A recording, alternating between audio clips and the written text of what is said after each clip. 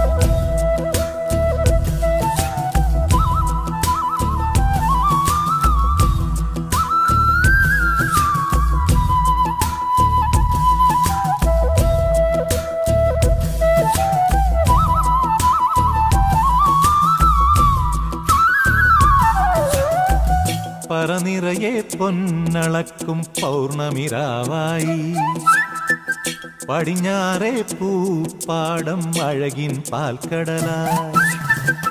പറനിറയെ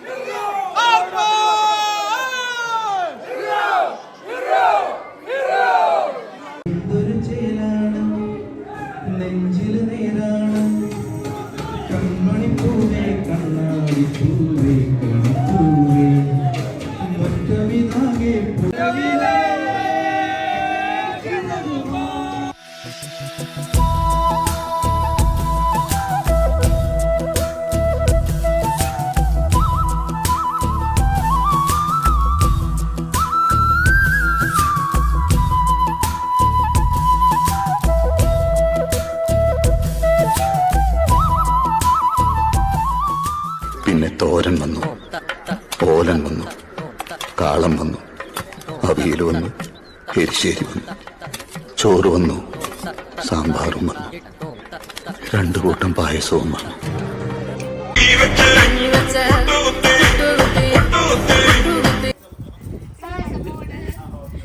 അപ്പോൾ ഇന്നത്തെ ഓണം വ്ളോഗ് ഇത്രയേ ഉള്ളൂ. ഒരു ചെറിയ വ്ളോഗ്.